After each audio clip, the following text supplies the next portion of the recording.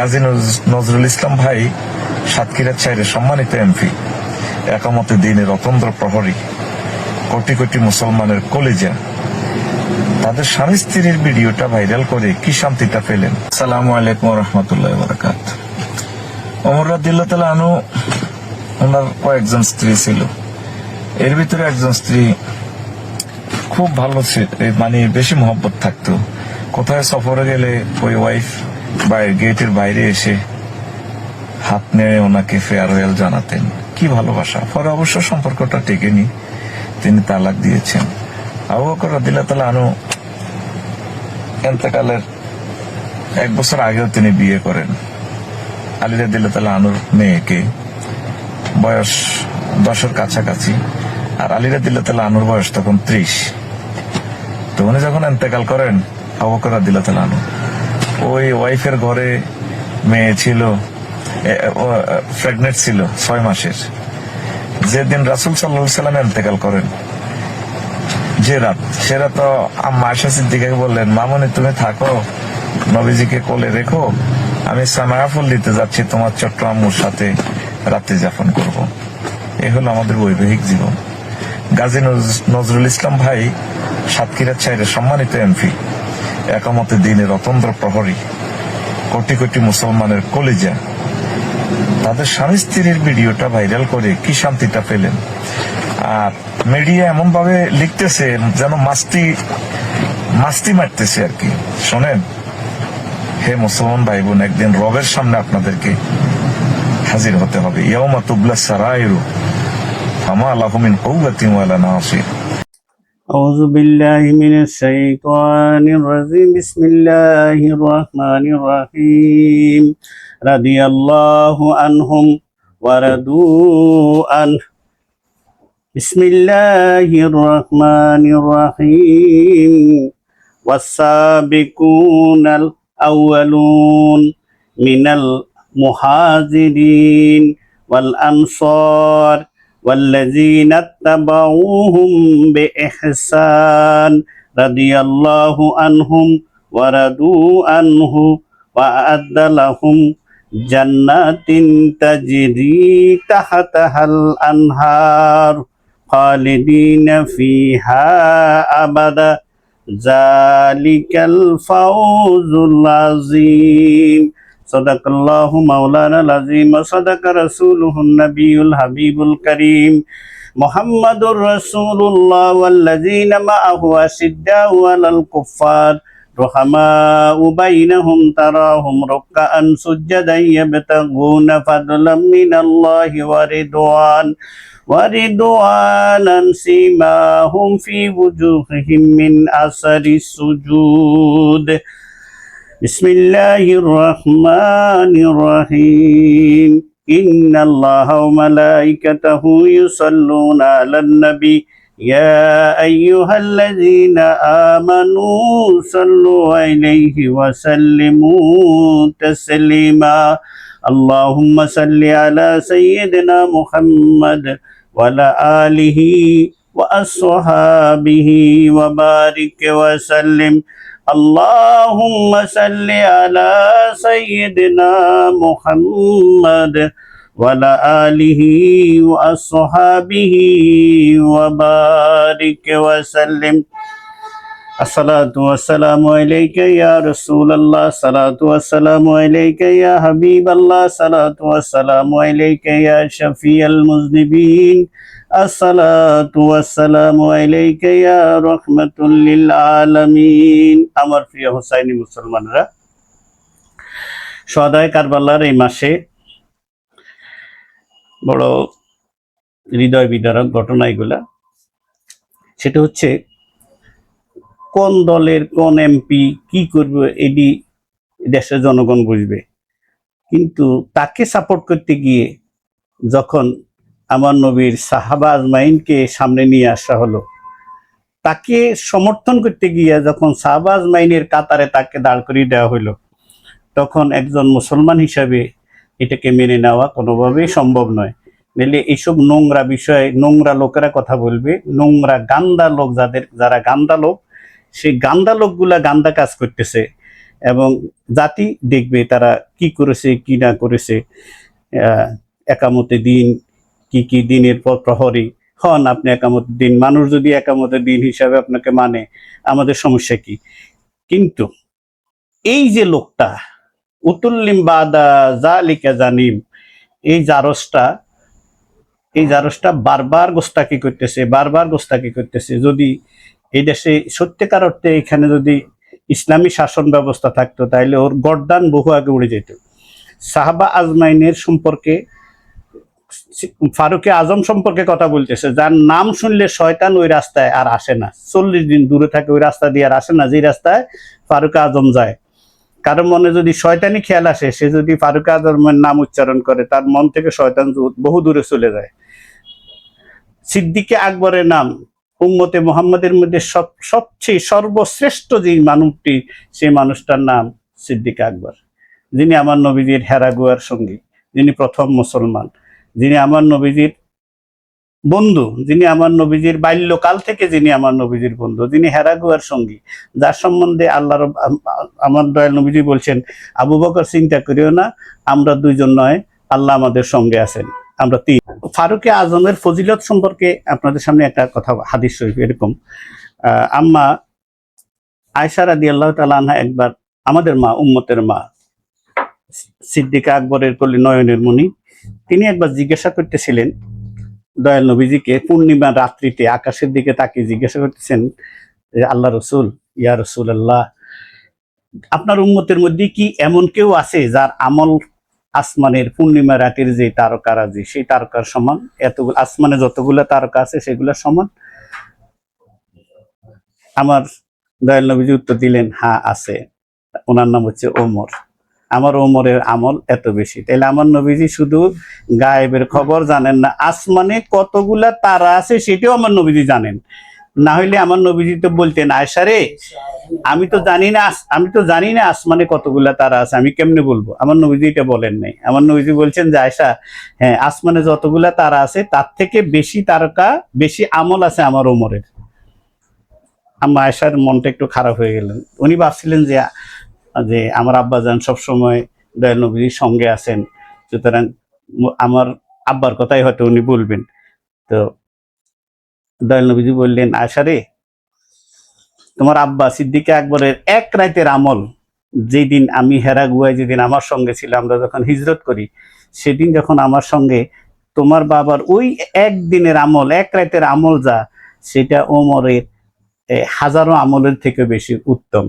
দুইজন সাহাবীর মর্যাদা আপনাদের সামনে বললাম। এই দুজনকে নিয়ে কথা বলতেছে, দুইজনে দয়াল নবীজির শ্বশুর।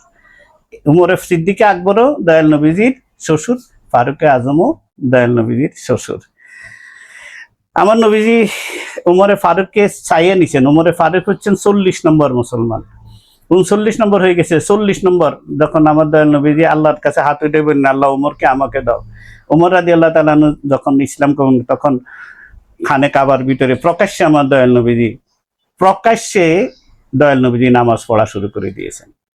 তো তিনি সেই সিদ্দিককে, ফারুকে আজম, ন্যায়ের প্রতীক সিদ্দিকে আকবর ওমরে ফারুক, সেই ফারুকে আজম সম্বন্ধে কথা বলতেছে, একটা জারস সন্তান কথা বলতেছে। আল্লাহ কি ওনাদের সম্বন্ধে, ওনাদের ক্রিটিসাইজ করা সম্বন্ধে কোনো কথা বলছে? এই ব্যাপারে আপনাদের সামনে কথা বলবো। তুমি তোমার নেতারে বাঁচাও, দরকার হলে তোমার বোনকে দিয়ে দাও, তোমার মাকে নিয়ে সেখানে দিয়ে দাও, তোমার আরো কোনো বউ থাকলে তাকে তার কাছে দাও, এটা তো আমাদের কোনো সমস্যার বিষয় না। সমস্যা হচ্ছে তুমি আমাদের কলিজায় হাত দিয়েছো কেন? তুমি কেন বললা সিদ্দিকে আকবর আমার দয়াল নবী যেদিন দুনিয়া থেকে বিদায় হইব, আম্মা আয়েশাকে বলতেছে, আম্মা আমি আমার অমুক বউয়ের সাথে আমি দেখা করে আসতেছি, আমি ওনার সাথে দেখা করে আসি। ফারুক, কেন তুমি এই কথাগুলা বললা? সাহাবা আজমাইনের কি সমালোচনা করার অধিকার? সাহাবা আজমাইনের কোনো কাজ সম্বন্ধে কথা বলার অধিকার কোন এই উম্মতের কি আছে? নাই। আমার আল্লাহ সেই দরজা বন্ধ করে দিয়েছেন, আমার নবীজিও সেই দরজা বন্ধ করে দিয়েছেন। আমার নবীজি বলছেন, আমার প্রত্যেকটা সাহাবী হচ্ছেন এক একটা নক্ষত্র, তোমরা যাকে অনুসরণ করবে হেদায়েতের রাস্তা পেয়ে যাবে। আমার সাহাবীর সমালোচনা করা যাবে না। হুজুর গাউসুল আজম দস্তগীর রাদিয়াল্লাহু তাআলা আনহু সবসময় এ ব্যাপারে খুবই সতর্ক থাকতেন। আমিরে মুয়াবিয়া সম্বন্ধে কথা বলতে গেলে হুজুরকে জিজ্ঞাসা করা হয়েছে, হুজুর চুপ রয়েছেন। হুজুর বললে, এই যেসব ব্যাপারে আমার এইসব ব্যাপারে কথা বলার এখতিয়ার আমাদের নাই। হুজুর গাউসুল আজম দস্তগীর যখন বলতেছেন, হুজুর মাহবুবে সোবহানি কুতুবে রব্বানি উনি বলতেছেন যে এই ব্যাপারে সাহাবা আজমাইন সম্পর্কে কথা বলার এখতিয়ার আমাদের নাই, ওনাদের সমালোচনা করার এখতিয়ার আমাদের নাই। সেখানে তুমি কোন ফৈন্নির ফুতাই গেছো কথা বলার? আমার দয়াল নবীর সাহাবী সম্পর্কে আল্লাহ তাআলা বলতেছেন রাদিয়াল্লাহু আনহুম ওয়া রাদু আন, তারা আমার প্রতি সন্তুষ্ট, আমিও তাদের প্রতি সন্তুষ্ট। তারা আমার প্রতি সন্তুষ্ট হয়ে গেছে, আমি আল্লাহও তাদের প্রতি সন্তুষ্ট হয়ে গেছি। যাদের প্রতি আল্লাহ সন্তুষ্ট হয়ে গেছেন তাদের আল্লাহর সমস্ত সাম্রাজ্যের মালিকানা তারা তাদের হয়ে গেছেন। তুমি কেন তোমার বাপরে বাঁচাইতে গিয়া সাহাবা আজমাইনের সম্মানের উপরে তুমি হাত দিলা? সূরা তওবার 100 নম্বর আয়াতে আল্লাহ রাব্বুল আলামিন বলতেছেন যে বিসমিল্লাহির রহমানির রহিম ওয়াসাবিকুনাল আউয়ালুন মিনাল মুহাজিরিন ওয়াল আনসার ওয়াল্লাযীনা তাবাউহুম বিইহসান। আল্লাহ রাব্বুল আলামিন বলতেছেন ওইসব মুহাজির এবং আনসার যারা সবার আগে এগিয়ে এসেছিল, তারা আউয়ালুন মুহাজির, যারা মক্কায় প্রথম আমার নবীজির হাতে ইসলাম কবুল করেছেন এবং হিজরত করে মদিনায় গেছেন, তারা হইলেন মুহাজির। যখন মদিনায় থেকে আমার নবী যখন মক্কা থেকে মদিনায় হিজরত করে চলে গেছেন, তখন যে সমস্ত মুসলমানরা ঈমান এনেছেন, তখন আল্লাহ হুকুম দিয়ে দিয়েছেন মক্কায় তোমরা থাকতে পারবে না, খানে কাবা চলো, কাবা মদিনাওয়ালা যেখানে সেখানে চলে যেতে হবে তোমাকে। সেখানে সবাই আস্তে আস্তে করে মক্কা থেকে সকলে সেদিন মদিনায় চলে গেলেন। আবু বকর সিদ্দিক রাদিয়াল্লাহু তাআলা আনহু আমাদের ইসলামের প্রথম খলিফা, উমরে ফারুক দ্বিতীয় খলিফা, যে 10 জনকে আল্লাহ জান্নাতি আশারায়ে মুবাশশারা ঘোষণা করছেন, তাদের মধ্যে এই দুইজনও আশারায়ে মুবাশশারার অন্তর্ভুক্ত। দুজনেই রাসূল পাকের শ্বশুর। এই দুইজন সম্বন্ধে কথা বলার এখতিয়ার কি এই জমানার কোন মোল্লার আছে? তুমি কেন এই কথা বললা?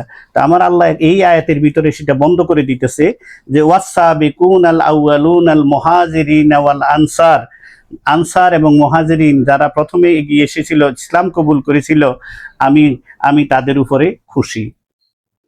আল্লাহ আপনি শুধু কি আনসার এবং মুহাজিরদের উপরে খুশি হইবেন? আমাদের কি উপায়? তার পরিবর্তিত সময় কি উপায়? আমরা আল্লাহ রাস্তা বন্ধ করে নাই। আমরা আল্লাহ বলতেছে ওয়াল্লাযীনা তাবাউ বিইহসান, যারা তাদের আনুগত্য করবে ইহসানের সাথে। ইহসান কি জিনিস? ইহসান হচ্ছে তাদের প্রতি কোনো অপবাদ দেওয়া যাবে না।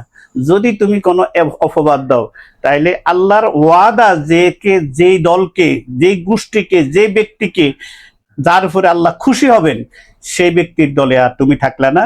কারণ আল্লাহ বলছেন আনসার এবং মুহাজিরিন তাদের আনুগত্য করতে হবে ইহসানের সাথে। ইহসান কি? ইহসান হচ্ছে যেন তুমি তাদের কাজকর্মগুলি দেখতেছ, তাদের থেকে তুমি শিখতেছ, তারাই তোমার আদর্শ হয়ে যাচ্ছে, তুমি তাদেরকে দেখা তুমি দিন পালন করতেছ এবং তাদের কোনো দোষ ত্রুটি, ইহসান কোনো দোষ ত্রুটি তুমি খুঁজে বের করতে পারবে না, কোনো দোষ ত্রুটি। কারণ আল্লাহ যাদেরকে মহব্বত করে নিয়ে গেছেন, যারা আল্লাহর হয়ে গেছেন, আল্লাহ কোনো জালিমকে ভালোবাসেন না।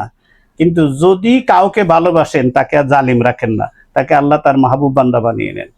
তো আল্লাহর মাহবুব বান্দারাদেরকে অনুসরণ করার কথা আল্লাহ পাক কোরআন মাজিদে বলে দিয়েছেন যে যারা আনসার এবং মুহাজিরিন তাদেরকে অনুসরণ করবে কিসের সাথে? আদবের সাথে, মহব্বতের সাথে। তাদের কোনো দোষ ত্রুটি খুঁজে বের করা যাবে না। আমরা এখানে শব্দটা ইহসান রেখে দিয়েছেন। তারাকে রাদিয়াল্লাহু আনহুম ওয়া রাদু আন, তাদের উপরে আমি খুশি, রাজি, তারাও আমার উপর রাজি খুশি। ওয়া আ'আদ্দা লাহুম জান্নাতিন তাজরি তাহতাহাল আনহারু খালিদিনা ফিহা আবাদা, আল্লাহ তাদের জন্য এমন বাগান তৈরি করে গেছেন, জান্নাত যার নিচে ঝর্ণা দ্বারা বইতে থাকবে, তারা সেখানে চিরকাল থাকবে। জালিকাল ফাউজুল আযীম, এটা হবে তাদের জন্য বিরাট সাফল্য।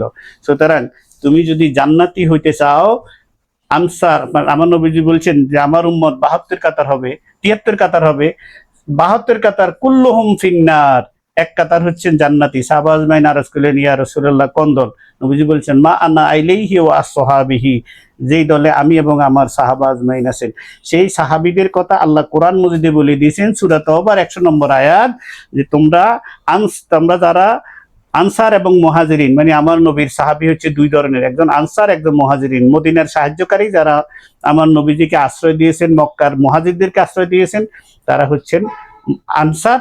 যারা আগে মক্কা মুআজ্জামায় যারা ইসলাম গ্রহণ করেছেন এবং হিজরত করেছেন, তাদেরকে বলা হয় মুহাজির। আল্লাহ রাব্বুল আলামিন পরিষ্কার এখানে ক্লিন করে দিয়েছেন, আমার নবীর আনসার এবং মুহাজিরিন তারা হচ্ছে জান্নাতি, যারা তাদের অনুসরণ করবে ইহসানের সাথে। ওনাদের দোষ ত্রুটি খুঁজি, উনি সিদ্দিক আকবর আরেক স্ত্রীর কাছে গেছে, ফারুক আজম কি কি কথাবার্তা, এই কোনো মুসলমানের মুখ থেকে এই কথাটা আসতে পারে না। নিহায়েত কোনো হারাম জাদা ছাড়া, কোনো জারর সন্তান ছাড়া তার মুখ থেকে এই কথা আসতে পারে না। 1450 বছরের ইতিহাসে, ইসলামের ইতিহাসে এরকম কথা কোনো কেউ বলে নাই। তোর বাপের তুই বাসা, তোর দাদার তুই বাসা, তোর খালুর তুই বাসা, সমস্যা নাই, তো রাস্তায় নামি যা, আন্দোলন কর, মানুষের ঘর বাড়ি ভাঙিয়ে এলা, মাজার গুলো ভেঙে দে, কোনো অসুবিধা নাই, তুই করতে থাক, তোদের রাজত্ব তোরা কর। কিন্তু সাহাবা আজমাইনের কাছে হাত দিলি কেন? মুসলমানের রক্ত এত ঠান্ডা হয়ে যায়নি। নবীর গোলামরা কিন্তু এখনো জিন্দা আছে।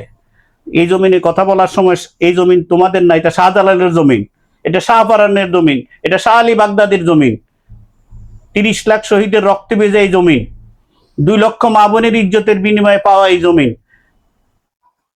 তোমাদের মতো কুলাঙ্গারদের জন্য এই জমিন না।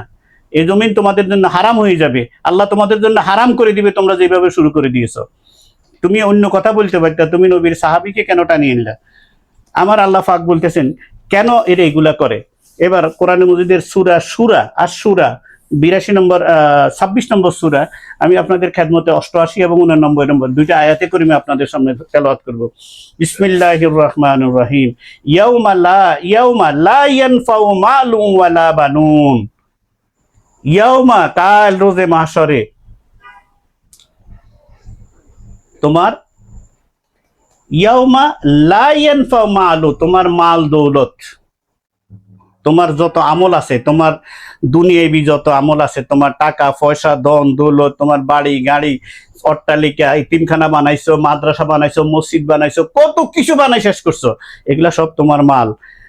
আবার তোমার আমল, এই দুইটাকে একত্রিত বলা হয় মালু। তোমার মাল, তোমার দুনিয়াবি মাল এবং আখিরাতের জন্য তুমি যেটা কামাই নিছো মনে করতেছো, তুমি মসজিদ বানাই দিছো, মাদ্রাসা বানাই দিছো, তুমি রাস্তা বানাই দিছো, তোমার এখন অনেক মাল, তুমি অনেক মাল হয়ে গেছে, তোমার অনেক আমল নাম অনেক বাড়ি হয়ে গেছে, এটি হচ্ছে মাল।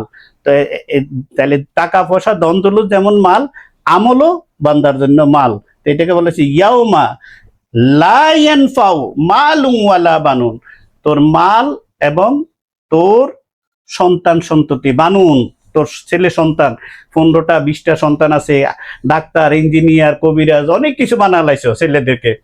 আমার আল্লাহ কয় এটি তোমার কোনো উপকারে আসবে না কাল আমার সামনে। কখন? রোজে মাহশরে, হাসরের ময়দানে আল্লাহ জিজ্ঞাসা করব না কত রাকাত নামাজ পড়িয়েছ, কতদিন রোজা রাখছ, কত বছর রোজা, কত বছর কি জানি বলে দিনে কত হজ করছ, কত যাকাত দিছ, একটা প্রশ্ন এই সম্বন্ধে করা হবে না। আল্লাহ পাক বলতেছে আমি কি দেখবো? আমি দেখবো তোর আমল, আমি দেখবো না। ইয়াউমা লা ইয়ানফাউ মালুন ওয়ালা বানুন, তোর আমল দেখবো না আমি, তুই কি আমল করিয়াছ এটি আমি দেখবো না। তাহলে আমি কি দেখবো? ইল্লা মান আতাল্লাহ বিকালবিন সালিম, আমি দেখবো তুই পবিত্র আত্মা নিয়ে আসছস কিনা। তো পবিত্র আত্মা নিয়ে তুই যদি আসস কাল রোজে মাহশরে, আমি যেই পবিত্র আত্মা দিয়ে তোকে সৃষ্টি করি, আমি তোর ভিতরে যেই নূর দিয়েছি, সেই নূর কি? সেই নূরে মুহাম্মাদি। আমি তোর ভিতরে যে নূর দিয়েছি, আল্লাহ পাক ফেরেশতাদেরকে বলতেছেন আদমকে সৃষ্টি করি, যে আমি যখন ওর ভিতরে নাফাখতু ফীহি মির রূহি, যখন আমি ওর ভিতরে রূহ ফুৎকার করে দিব, তখন তোমরা তাকে সিজদা করবে। আদমকে সিজদা করতে বলে নাই, বলছে নাফাখতু ফীহি মির রূহি, যেটার যখন ওর ভিতরে আমি রূহ দিব। রূহ কি? নূর। সেই নূর কি? সূরা আন-নূর 35 নম্বর আয়াতে দেখো, আল্লাহু বিসমিল্লাহির রহমানির রহিম, আল্লাহু নূরুস সামাওয়াতি ওয়াল আরদি মাসালু নূরিহি কামিশকাতিন ফিহা মিসবাহ আল মিসবাহু ফি জুজাজা আয-যুজাজাতু কাআন্নাহু কাওকাবুন দুররিয়ুন ইউকাদু যাইতুহা। এই আয়াতগুলো পড়তে থাকো, দেখবে বুঝতে পারছো। আমার আল্লাহ বলছে আয়াতের শেষ দিকে বলছে নূরুন আলা নূর ইয়াহদিল্লাহু লিনূরিহি মাইয়াশাউ। আমি আয়াতের মধ্যখানে একটু ছেড়ে গেলাম। ইয়াহদিল্লাহ নূরুন আলা নূর, যে আমার নবী হচ্ছে নূরুন আলা নূর, নূরের উপরে নূর। আমার নবীর নূর দিয়ে আল্লাহ কায়নাত সৃষ্টি করে দিন, সমস্ত সৃষ্টি আমার নবীদের নূর থেকে। আর আমার নবী হচ্ছে আল্লাহর জাতি নূরের জ্যোতি। নবীজিকে মাটির প্রমাণ করার জন্য বহু কুলাঙ্গার বহু যুগ যুগ থেকে আসছে, কিন্তু পারে নাই, কেউ টিকতে পারে নাই। আমার নবী নূরুন আলা নূর, শুধু নূর নয়, নূরের উপরে নূর। আমার নবী হচ্ছে জ্বলন্ত সূর্য। আমার নবীজি বলেছে, আল্লাহ বলছেন যে আমার নবী হচ্ছে সূর্য। এখন এই সূর্য কি করে? আমার নবী থেকে সূর্য থেকে আলো নেয় অলি আল্লাহগণ, আল্লাহর মাহবুব বান্দাগণ।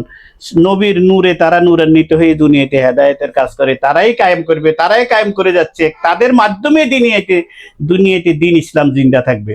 কোন উকিন্নি ফকিন্নি মোল্লা ফোল্লা গোল্লা এডি দিয়ে দিন ইসলাম থাকবে না। মোল্লা তুমি পেশাব পায়খানার দোয়া পর্যন্ত, কবর জিয়ারতের দোয়া এই শিখেবা, কিন্তু দিন ইসলাম জিন্দা থাকবে যারা আমার নবীর সূর্য থেকে নবী থেকে যারা ফয়েজ নিতেছেন, শুধু তাদের জন্য। কারণ আমার আল্লাহ নবীকে সূর্য বলেছেন। আর নবী থেকে যারা, যেমন সূর্য থেকে ফয়েজ নিয়ে চন্দ্র জ্বলে, তারকারাজি জ্বলে, পৃথিবী চলে, তদ্রূপ আমার নবীর সূর্য থেকে আমার নবীর সাহাবী, আমার নবীর তাদেরকে বলা হয় সিদ্দিকগণ, শহীদগণ, আউলিয়ায়ে কামিলিনগণ, যারা আল্লাহর নিয়ামত প্রাপ্ত বান্দা। মিনান নাবিয়িনা আনআমাল্লাহু আলাইহিম মিনান নাবিয়িনা ওয়া সিদ্দিকিনা ওয়া শুহাদায়ে ওয়া সালিহিন। ও এই ৬ শ্রেণীর বাহিরে তোমাকে আমি মোল্লা টোল্লা খোল্লা বলতে পারি, কিন্তু তুমি একামতে দিনের কেউ না। তোমার কাছে দিন নাই, তোমার কাছে আছে শয়তানি। একটা জিনাখোরের পক্ষ নিয়ে তুমি কথা বললা। একটা ছোট বাচ্চা, কয় বছরের একটা বাচ্চা মেয়েকে নিয়ে জিনা করলো, সেই জিনাখোরকেও তুমি বলতেছ সে নাকি একামতে দিন কায়েম করবে। তো এই জন্যই আল্লাহ পাকের যে বিধান, আমি আল্লাহর কোরআন থেকে আপনাদের সামনে বলতেছি যে আল্লাহ পাক অমুক বড় দাড়ি আলা, টুপি আলা, পাগড়ি আলা, পাঞ্জাবি আলা, লেবাস আলা, তাজ্জুদ আলা, বছর বছর হজ করানো আলা, আমার আল্লাহ এটি কিচ্ছু দেখবে না। আমার আল্লাহ দেখবে যে তার কলবে সালিম হয়েছে কিনা, পবিত্র আত্মাটা পবিত্র আছে কিনা। এখন প্রশ্ন করতে পারেন, তাইলে রোজা নামাজ কি ছেড়ে দিবে? হজ যাকাত কি ছেড়ে দিবে? না। রোজা রাখা ছেড়ে দিবে কেন? রোজা, নামাজ, হজ, যাকাত হচ্ছে কলবে সালিম হওয়ার জন্য। আল্লাহ পাক নামাজ সম্বন্ধে বলতেছে যে বিসমিল্লাহির রহমানির রহিম, ইন্নাস সালাতা তানহা আনিল ফাহশাই ওয়াল মুনকার। নামাজ তোমাকে খারাপ চিন্তা এবং খারাপ কাজ থেকে বিরত রাখবে। ফকিন্নির ফুত নামাজও পড়ে, নামাজের ভিতরে থাই মানুষের ক্ষতি করার চিন্তা করে, নামাজের মধ্যে দাঁড়ায় দাঁড়ায় চিন্তা করে কার গোয়াটা মারতে পারে। এইরকম নামাজ পড়িয়ে আসে, তার কলবে সিলিমটি হইব কোত্থেকে? হারাম খাইয়ে নামাজের মধ্যে দাঁড়ায়, তার রক্তের ভিতরে হারাম, সে দাঁড়িয়ে প্রথম কাতারে নামাজ পড়ে। আমার নবী বলছে যেটা মানুষের সাথে প্রতারণা করে সেটা আমার উম্মত নয়। এটা ইমাম নববী হাদিস শরীফের ব্যাখ্যা করে বলছেন যে কেউ যদি প্রতারণা করে, তাহলে একটা মিথ্যা কথার যেরকম, একটা জিনা করলে যেরকম সাজা, এরকম সে মস্ত বড় কবিরা গুনাহগার হয়ে গেছে, একজন প্রতারক। কিন্তু ইসলাম থেকে খারিজ হয় না। কিন্তু যদি সেটাকে আকীদা বানিয়ে নেয় যে সে তার জীবনের লক্ষ্যই হচ্ছে মানুষের সাথে প্রতারণা করা, তাইলে তাকে ইসলাম থেকে খারিজ করে দিয়েছেন। এটা ইমাম নববীর ফতোয়া, উনি হাদিসের ব্যাখ্যা করেছেন। আমি গুনাহগার সেখান থেকে পড়ে আপনাদেরকে বলতেছি, মুখস্থ কোনো কথা আমি বলতেছি না আপনাদেরকে। আমি ইমাম নববীর যে উনি যে এই হাদিসের যে তাহকিক উনি করেছেন, ব্যাখ্যা যেটা করেছেন, সেটা আমি আপনাদেরকে শুনাইলাম। যে যারা প্রতারণা করে, প্রতারণাকে যারা নিজের জীবনের উদ্দেশ্য বানিয়ে নেয়, সর্বক্ষেত্রে যারা প্রতারণা করে, তাদেরা কখনো মুসলমান হইতে পারে না, তারা আমার নবীর উম্মত হইতে পারে না। তারা নাকি একামতে দিন কায়েম করবে। একামতে দিন দুনিয়ার বুকে কায়েম আছে। বিদায় হজের দিন আমার আল্লাহ আলিয়াউমা আকমালতু লাকুম দীনাকুম ওয়া আতমামতু নি'মাতি ওয়া রাদিতু লাকুমুল ইসলাম দীনা ইন্নাদ দীনা ইনদাল্লাহিল ইসলাম। আল্লাহ পাক বলতেছেন, আমি আমার আয়াতকে পরিপূর্ণ করে দিলাম, আমার নিয়ামতকে পরিপূর্ণ করে দিলাম, আমার দিনকে পরিপূর্ণ করে দিলাম। সেদিন ছিল আরাফার দিবসের শুক্রবারে আমার নবীর বিদায় হজের দিনে এই আয়াত নাজিল হয়ে গেছেন। এই আয়াত নাজিল হওয়ার পরে আল্লাহ ঘোষণা করে দিলেন ইন্নাদ দীনা ইনদাল্লাহিল ইসলাম, ইসলাম আমার কাছে মনোনীত, ইসলামই একমাত্র ধর্ম, মনোনীত ধর্ম। সুতরাং সেই দিন ইসলামে কায়েম থাকবে দুনিয়াতে। আর এই দিন ইসলামের কে নিবে সেটা আল্লাহ রাব্বুল আলামিন কোরআনে মজিদে বলে দিয়েছেন। সেটা কারা কারা এটার বহন করবেন আমার নবী হাদিস শরীফের মধ্যে বলে দিয়েছেন। আল্লাহ বলছেন ওই 4 শ্রেণী যাদের উপর আমি রাজি খুশি হয়ে গেছি। কোন 4 শ্রেণী? মিনান নাবিয়িনা ওয়া সিদ্দিকিনা ওয়া শুহাদায়ে ওয়া সালিহিন। 3 শ্রেণী আমাদের মাঝ থেকে বিদায় নিয়েছেন। 3 শ্রেণী যার কাছে পাওয়া যায় তিনি হচ্ছেন সলিহিন। সলিহিন অর্থ হচ্ছে আউলিয়ায়ে কামিলিন। কিয়ামত পর্যন্ত আউলিয়ায়ে কামিলিনগণ দিনের একামতে দিনকে তারা দুনিয়ার বুকে প্রতিষ্ঠিত রাখবেন। আর একামতে দিন ময়দানে যেদিন আরাফাতের ময়দানে এটা প্রতিষ্ঠিত হয়ে গেছে। একামতে দিন কায়েম করার কিছু নাই। আমাদের দেশে 95 জন মুসলমান, পৃথিবীর বুকে মনে কোনো দেশে এত মসজিদ নাই, এত মাদ্রাসা নাই। স্বাধীনভাবে দেশ স্বাধীন হয়েছে বলে আজকে আমরা স্বাধীনভাবে আমাদের ধর্ম চর্চা করতে পারতেছি। এখন দরকার কি? এখন দরকার হচ্ছে সঠিক দিনের তালিম দেওয়ার জন্য। সেটা আমার শিক্ষা ব্যবস্থা আমূল পরিবর্তন করতে হবে। কারণ একজন কুষ্টিয়া বিশ্ববিদ্যালয় থেকে বাইরে হইয়া বলতেছে যদি আল্লাহ প্রথম দেয়, জান্নাত দেয়, তাহলে কুষ্টিয়ার কোন জায়গার লোক দেয়, কোনটা মাগুরার লোক থেকে মাগুরা থেকে প্রথম জান্নাত দেওয়া শুরু করবে। হ্যাঁ, আল্লাহ কথা হয় মাগুরা থেকে প্রথম জান্নাত দেওয়া শুরু করবে। তার কি কি কথাবার্তা বলতেছে আল্লাহ রাব্বুল আলামিন, এত শিরকি করতেছে, যা আল্লাহর এখতিয়ার, যে সমস্ত জিনিস আল্লাহর এখতিয়ার সেগুলা তারা তাদের এখতিয়ার বানায় নিয়ে গেছে। এই কথা যদি আমরা বলতাম, তাইলে এই কথা যদি অন্য কেউ বলতো, তাইলে তার আমাদের কবর থেকে লাশ উড়ে নিয়ে পুড়িয়ে লেত, মত সৃষ্টি করা হয়তো সেখানে। কিন্তু এদের বিরুদ্ধে কেউ কথা বলতেছে না। তথাকথিত কিছু ইসলাম রক্ষাকারী, কি হেফাজতে ইসলাম, এই ইসলাম, হে ইসলাম, ওই ইসলাম, কত ইসলাম আছে, কিন্তু ইসলামটা যে এরকম ভাবে খুবলা করে ফেলতেছে, কারো মুখ থেকে একটা শব্দ বের হচ্ছে না, একটা শব্দ কারো মুখ থেকে বের হইতেছে না। কেন? ভয় পাইতেছেন? ভয় পাওয়ার কি আছে? জীবন তো একটাই। এটা আল্লাহ রসুলের জন্য উৎসর্গ করে দেন না, তাইলে তো দুনিয়ার জিন্দি সফর শেষে তো যদি আল্লাহ রসুল যদি কবুল করে নেয়, তাহলে তো জিন্দিগি সফল হয়ে গেল। এত ভয়ের কি আছে?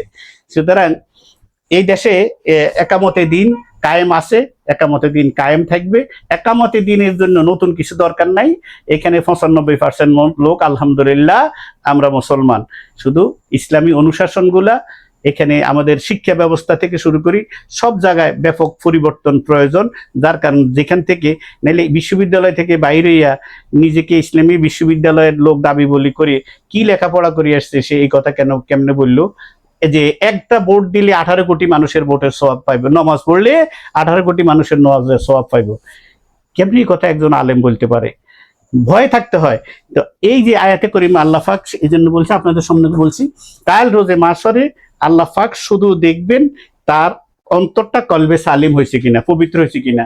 তো পবিত্র হওয়ার জন্য প্র্যাকটিস নামাজ পড়েই যদি নামাজও পড়লো আত্মা পবিত্র হইল না, তাইলে আল্লাহ বলছে ফাওয়াইলুল লিল মুসাল্লিন আল্লাযিনা হুম আন সালাতিহিম সাহুন আল্লাযিনা হুম ইউরাউনা ওয়া ইয়ামনাউনাল মাউন। তাকে একেবারে সর্বনিকৃষ্ট জাহান্নামের তলদেশে, তার জন্য আলাদা জাহান্নামের, অথচ নামাজি।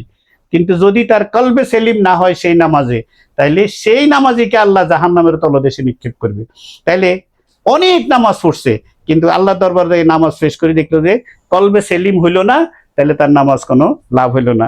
আসেন রমজান, তাহলে কি আমরা রমজান রাখবো না? অবশ্যই রমজান রাখবো। কেমনে রমজান রাখবো? যে আল্লাহ বলতেছে ইয়া আইয়ুহাল্লাযীনা আমানু কুতিবা আলাইকুমুস সিয়াম কামা কুতিবা আলাল্লাযীনা মিন ক্বাবলিকুম লাআল্লাকুম তাত্তাকুন। একই কথা আল্লাহ পাক বলতেছে যে রোজা রাখো, রোজা তোমাদের পূর্ববর্তীদের উপরে ফরজ ছিল, তোমরা রোজা রাখো। কি কেন রোজা রাখবে? লাআল্লাকুম তাত্তাকুন, যাতে মুত্তাকি হইতে পারো, অর্থাৎ তুমি যাতে কলবে সালিম হইতে পারো। তো তুমি সারা মাস রোজা রইলো, তোমার কোন চরিত্রের কোনো পরিবর্তন হইলো না, তাইলে রোজা তোমার কি উপকারে আসলো? তাইলে রোজাও আল্লাহ দেখবে না, আল্লাহ দেখবে ফল। আল্লাহ পড়ার কোর্স দেখবে না, আল্লাহ দেখবে ফলাফলটা, যে ফলটা কি হয়েছে। সারা খাতা দেখা দেখলো যে ফলাফল জিরো, লেখছে খাতা লেখি ভরা আলাইছে, কিন্তু ফলাফল পাইছে জিরো। আমার আল্লাহ শুধু দেখবে ফলাফল, সেই ফলাফলটা হইলো কলবে সালিম। আমার আল্লাহ বলতেছে ইয়া আইয়ুহান নাস সুবুদু রাব্বাকুমুল্লাযী খালাকাকুম, আমি তোমাদেরকে তো ইয়া আইয়ুহান নাস, হে মানব জাতি, সুবুদু রাব্বাকুমুল্লাযী, তোমার রবের ইবাদত করো। কেন আমার ইবাদত করবো আপনার আল্লাহ? খালাকাকুম, আমি তোমাকে বানাইছি। গরিব ধনী ল্যাংড়া কানা খোড়া এই ব্যাপারে কোনো কফিয়ত নেই। আল্লাহকে আমি তোরে বানাইছি, দ্যাটস এনাফ। আমি জানি কারে কিভাবে বানাইতে হইব, কারে কোন রূপে বানাইতে হইব, কারে কালো বানাইতে হইব, কারে সাদা বানাইতে হইব, কারে ধনী বানাইতে হইব, কারে গরিব বানাইতে হইব, কারে ল্যাংড়া বানাইতে হইব, কার এক চোখ থাকবো, কার এক চোখ থাকবো না, কার ফা একটা থাকবো একটা থাকবো না। আমার আল্লাহ কয় আমি সব, এটা আমার বাগান, আমি সাজাইছি। তো আল্লাহ পাক বলতেছে যে আমি তোরে যে বানাইছি এই জন্য তুই আমার ইবাদত করবি, এই জন্য নয় যে তোরা ধনী বানাইছি, অতারে গরিব বানাইছি, অতারে ল্যাংড়া বানাইছি, অতারে কানা বানাইছি, এই জন্য না। আমার আল্লাহ কয় না, তোরা আমি তৈরি করছি এটার জন্য তুই আমার বন্দেগী করবি। ওয়াল্লাযীনা মিন কাবলিকুম, এটা কি শুধু তোর জন্য না, তোরা আগেও যারা আসছিল। তাহলে এই আয়াত হইলো এই জন্য, ওয়াল্লাযীনা মিন কাবলিকুম মানে হচ্ছে কিয়ামতের আগের দিনও যে এই আয়াতে করিমা পড়বে, সে বুঝবে যে ও আমার, এটা শুধু আমার জন্য না, আমার জন্য না, আমার আগে যারা আসছিল তাদের প্রত্যেকের জন্যই এই আইন প্রযোজ্য। তাহলে আল্লাহ বলতেছে, তাহলে এখন তো আল্লাহকে বলতে হয় আল্লাহ আপনি আমাকে বানাইছেন, আমাদের আগের লোকেরও বানাইছেন, তাইলে তো বোঝা গেল আপনি বড় স্বার্থপর, কারণ আপনি তো স্বার্থ ছাড়া কিছু করলেন না। আপনি বানাইছেন বলেই আপনার বন্দেগী করতে হইব। তো এটা বোঝা গেল যে লেনদেন তো আপনি ভালোই বুঝেন। ওই যে এক মোল্লা কইছে আল্লাহ নাকি, এই মোল্লাই বলছে আল্লাহ নাকি কি জানি, এই রফিকুল্লাহ বলছে আল্লাহ নাকি সবচেয়ে বড় ধর্ম ব্যবসায়ী, আল্লাহ নাকি সবচেয়ে বড় ধর্ম ব্যবসায়ী। এই কুকুরটাই বলছে আল্লাহ নাকি ধর্ম ব্যবসায়ী। তো আমার আল্লাহ বলতেছে তাইলে ওই আমি তার কথাই বলি, আল্লাহ আপনি নাকি ধর্ম ব্যবসায়ী, আপনি দিয়া নাকি আপনি আমাদেরকে বানাইছেন এই জন্য আপনার ইবাদত করতে হইব, তো এই জন্য নাকি আপনি নাকি ধর্ম ব্যবসা করেন। আমার আল্লাহ কয় না রে না, দুনিয়ার একজন মানুষও যদি আমি আল্লাহর বন্দেগী না করে, আমাকে একবারও আল্লাহ বলি না ডাকে, আমি আল্লাহর কিছু যায় আসে না। আমার খোদার কোনো সমস্যা হবে না। আর দুনিয়ার সমস্ত মানুষ যদি আমার বন্দেগী সেজদায় পড়ে থাকে, তা তো আমার কোনো উপকার হবে না। আমি আল্লাহ এর উঠে আল্লাহ, তাইলে এটা করতে হবে কেন? ওই একই কথা, লাআল্লাকুম তাত্তাকুন, আমি তোরা বন্দেগী এই জন্য করবি যাতে আমি যেই অবস্থায় তোকে পাঠাইছি, ওই যে নূর নবীর নূর দিয়া তোর অন্তরকে সাজিয়ে দিয়ে তোরে যে আমি কলবে সালিম অবস্থায় দুনিয়াতে প্রেরণ করেছি, তুই সেই অবস্থাটি আমার কাছে ফেরত আসবি। লাআল্লাকুম তাত্তাকুন। দেখেন এখানেও আল্লাহ বলেছে, শুরুতে মানব জাতির শুরুতে বলেছে ইয়া আইয়ুহাল্লাযীনা আমানু ইয়া আইয়ুহান নাস সুবুদু রাব্বাকুমুল্লাযী খালাকাকুম ওয়াল্লাযীনা মিন ক্বাবলিকুম লাআল্লাকুম তাত্তাকুন। হে মানব জাতি, তুই বন্দেগী কর, তোরা আমি বানাইছি, তোর পূর্ববর্তীরা বানাইছি। কেন বন্দেগী করবি? আমি আল্লাহর কোনো স্বার্থ নাই, আমি তোর ধর্ম ব্যবসা করতে যাই না তোর লগে। কি জন্য? লাআল্লাকুম তাত্তাকুন, তুই পবিত্র হয়ে আমার কাছে আয়, কারণ আমি তোদের বাবাকে বানায় জান্নাতে রাখছিলাম, জান্নাত পবিত্র জায়গা। উরিস্তুমুহা বিমা কুনতুম তা'মালুন, তোরা যদি জানতি যে এই জান্নাত তোরা ওয়ারিশ সূত্রে পাবি, তো তোরা যদি ওয়ারিশানা ঠিক রাখতে হয় তাহলে তো বাপের লগে সম্পর্ক থাকতে হইব। বাপের লগে সম্পর্ক না থাকলে তো তেজ্য পুত্র। সুতরাং এই একখানা আয়াত যদি একজন মানুষের যদি অন্তরে থাকে, তার দ্বারা অহংকার তাকাব্বরি এই সমস্ত একামতে দিনের বেড়া সাজি যাওয়া, আল্লাহ নবী বলছে যে আমার দিন নিয়ে যাবে কারা, আল ওলামা ওয়ারাসাতুল আম্বিয়া। আমার নবী বলে নাই ওলামা, আমার নবী ওলামা বলে নাই, আমার নবী বলছে আল ওলামা ওয়ারাসাতুল আম্বিয়া। আমার পরে আমার দিনের বাহক হবে, দিনকে প্রচার করবে, দিনের দায়িত্ব থাকবে আল ওলামা।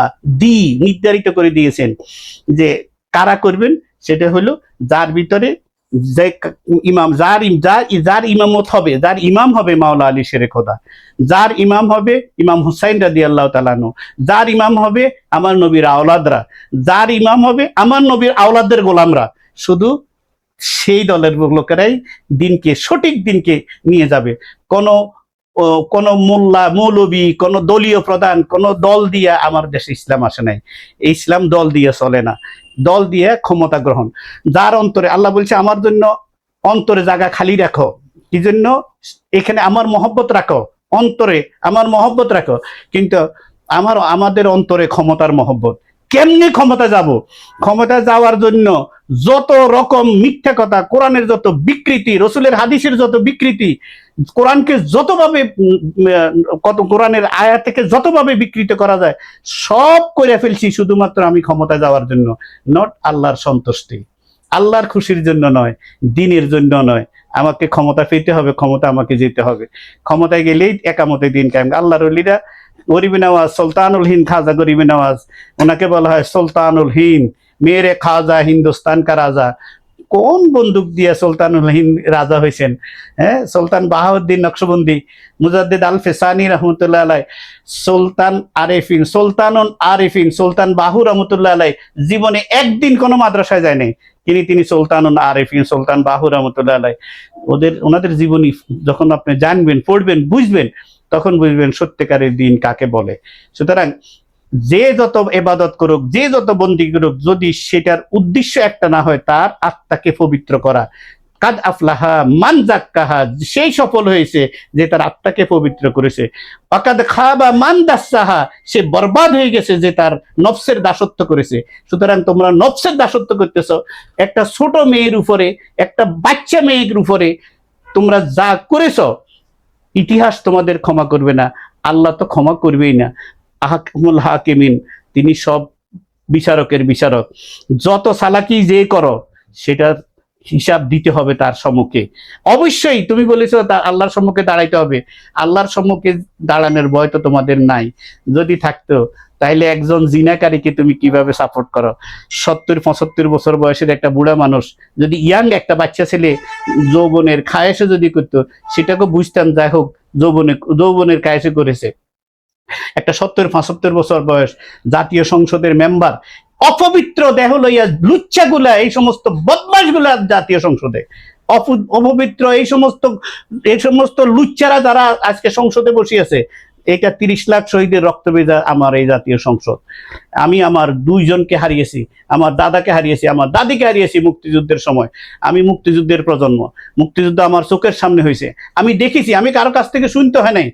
হাজার হাজার বাড়িঘর যারা কে জ্বালিয়ে দিয়েছিল, কারা পাঞ্জাবিদেরকে গ্রামে পর গ্রামে নিয়ে সাথে করে নিয়ে ঘর বাড়ি জ্বালিয়ে দিয়েছিল, কারা আমাদের মা বোনদেরকে 2 লক্ষ মা বোনদেরকে পাঞ্জাবিদের ক্যাম্পে নিয়ে গিয়েছিল, কারা আমার মা বোনদেরকে, কারা আমার দেশের যুবতীদেরকে পাঞ্জাবিদের ক্যাম্পে নিয়ে গিয়েছিল, সেটা ইতিহাসে লেখা আছে, এগুলো মোছা যাবে না। সুতরাং ধর্মের নামে যারা নিজের দেশের লোকের বিরুদ্ধে যারা লড়াই করেছে, তারা কখনো জাতীয় সংসদকে পবিত্র রাখতে পারবে না। সুতরাং এই জাতি একদিন জেগে উঠবে, ইনশাআল্লাহ পুত পবিত্র হবে। আমার সমস্ত বক্তব্যের কারণ হচ্ছে আমি আমার দয়াল নবীর সাহাবী সিদ্দিকে আকবর, ওমরে ফারুক সম্বন্ধে এই লোকটা যে কথা বলছে, সেই কথাটা মেনে নেওয়ার মতো লোক আমি না। আমি এই দেশের বাসিন্দা, এই দেশের আমার অনেক অবদান আছে। সুতরাং এই দেশে কথা বলার অধিকার আমার অবশ্যই আছে। সবাইকে ধন্যবাদ। কোনো রাজনীতি আমি করি না, কিন্তু কথা বলার অধিকার আমার অবশ্যই আছে। আল্লাহ পাক আমাদের সবাইকে এদের হাত থেকে, আমাদের এই সমস্ত স্বঘোষিত, এই সমস্ত স্বীকৃত ক্ষমার অযোগ্য লুচ্চাদের থেকে, ব্যভিচার থেকে যেন, ব্যভিচারীদের থেকে যেন আমার জাতিকে রক্ষা করে। ওমা আলাইনা ইল্লাল বালাগুল মুবিন। আসসালামু আলাইকুম ওয়া রাহমাতুল্লাহি ওয়া বারাকাতুহু। Subscribe our channel and follow our Facebook page.